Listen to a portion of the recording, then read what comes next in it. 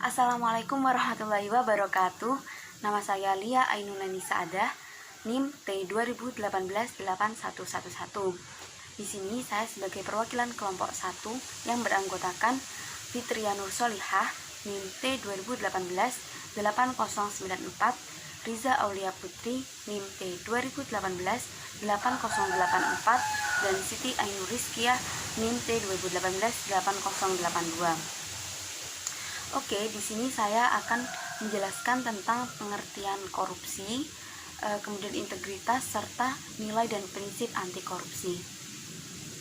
Langsung saja, yang pertama yaitu pengertian korupsi. Tentunya kita sudah sangat familiar dengan istilah korupsi. Di negara kita sendiri, kasus korupsi hingga sampai saat ini belum juga dituntaskan oleh pemerintah. Lalu, apa yang dinamakan dengan korupsi? Ada 3 istilah, yaitu korup, korupsi, dan koruptor. Yang pertama yaitu korup. Korup berarti busuk atau keburukan, suka menerima uang suap atau sogok, dan memakai kekuasaan untuk kepentingan dirinya sendiri.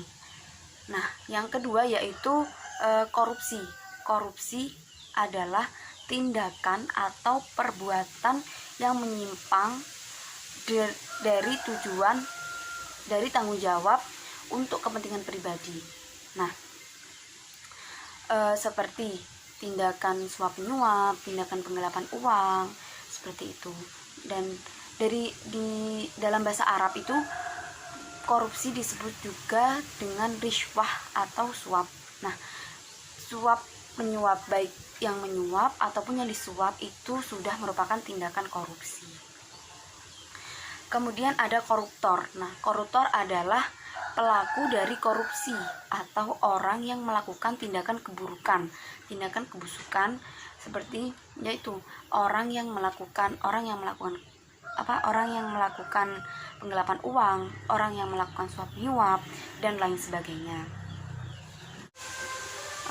Pendidikan merupakan suatu proses pembelajaran terhadap manusia secara terus-menerus agar manusia tersebut menjadi pribadi yang sempurna secara lahir dan batin. Nah, ada 2 pendekatan untuk menanggulangi korupsi, yaitu pendekatan secara struktural dan kultural. Pendekatan secara struktural yaitu diarahkan pada penguatan isu-isu korupsi yang berkaitan dengan lembaga publik. Misalnya, pemberitaan kasus korupsi di televisi. Nah, hal itu agar masyarakat mengetahui dampak korupsi yang sangat merugikan bagi masyarakat dan negara. Juga agar mereka tidak mengikuti jejak orang-orang yang telah melakukan korupsi tersebut.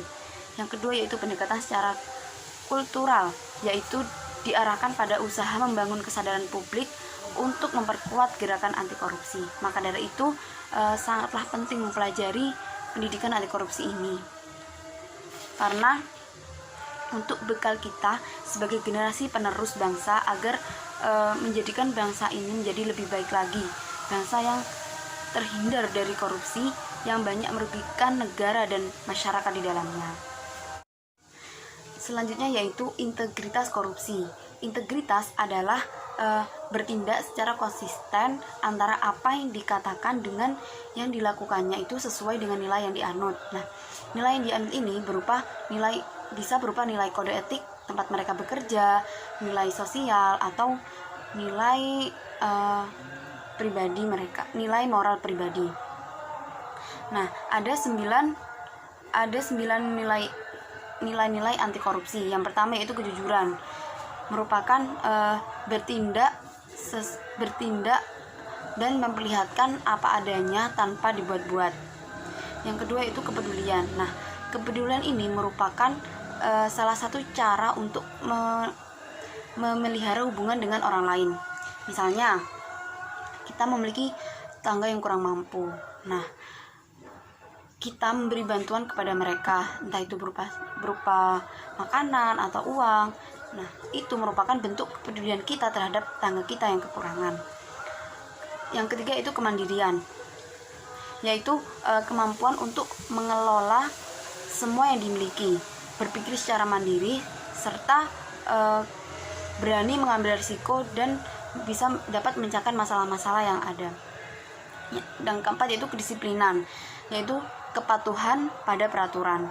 Yang kelima, tanggung jawab adalah kemampuan untuk membuat keputusan yang pantas dan efektif, memahami apa-apa yang bersifat negatif dan apa-apa yang bersifat positif, serta dapat melakukan hal-hal yang positif dan meninggalkan hal-hal yang negatif.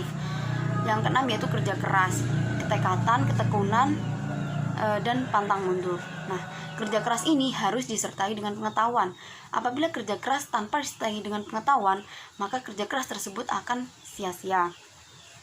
Yang ketujuh yaitu sederhana, yaitu berperilaku sesuai dengan kebutuhan dan kemampuan atau tidak berlebihan. Yang kedelapan yaitu keberanian atau percaya diri. Dan yang sembilan adalah keadilan, tidak berat sebelah dan tidak memihak. Yang terakhir adalah prinsip anti korupsi. Ada dua faktor penyebab korupsi, yaitu faktor internal dan faktor eksternal. Faktor eksternal berasal dari lingkungan. Misalnya, kita hidup berdampingan dengan orang-orang yang suka melakukan suap menyuap. Otomatis secara tidak sadar, secara terus-menerus, kita juga bisa mengikuti kebiasaan mereka, yaitu suap menyuap. Yang kedua, faktor internal. Nah, faktor ini ditentukan oleh kuat tidaknya nilai-nilai anti korupsi yang tertanam dalam diri individu. Oleh karena itu sangat penting sekali benar-benar menanamkan nilai anti korupsi dalam diri seseorang agar tidak mudah terpengaruh atau tergiur dengan tindakan korupsi. Nah, ada 5 prinsip-prinsip anti korupsi. Yang pertama yaitu akuntabilitas. Akuntabilitas merupakan kesesuaian antara aturan dan pelaksanaan kerja. Akuntabilitas ini harus diukur dan dipertanggungjawabkan melalui mekanisme pelaporan dan pertanggungjawaban atas semua kegiatan yang telah dilakukan. Misalnya, dalam sebuah organisasi, ketika sudah akan melakukan pergantian ketua atau pemimpin, pasti di situ akan ada pembacaan pelaporan pertanggungjawaban pada semua divisi berdasarkan apa yang telah dilakukannya dalam satu periode itu. Yang kedua itu transparansi. Nah, ini penting karena merupakan pemberantasan korupsi dimulai dari transparansi dan mengharuskan semua kebijakan dilakukan secara terbuka agar segala bentuk penyelewengan dapat diketahui oleh publik. Yang ketiga itu kewajaran, ditunjukkan untuk mencegah terjadinya manipulasi atau ketidakwajaran anggaran. Yang keempat yaitu kebijakan.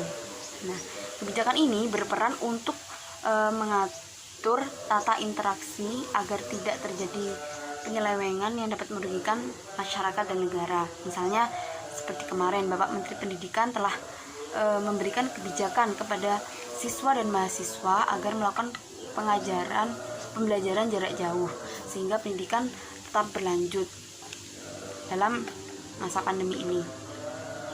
Yang kelima yaitu kontrol kebijakan, merupakan upaya agar kebijakan yang dibuat betul-betul efektif dan mengeliminasi segala bentuk korupsi. Nah, itu tadi prinsip-prinsip dan nilai-nilai anti korupsi. Diharapkan kita sebagai generasi penerus harus betul-betul bisa menanamkan dalam diri kita sebagai generus bangsa agar tidak menambah kasus korupsi. Syukur-syukur kalau kita bisa mengurangi bahkan memberantas kasus korupsi di negara kita. Mungkin hanya itu yang dapat saya sampaikan, kurang lebihnya mohon maaf. Wassalamualaikum warahmatullahi wabarakatuh.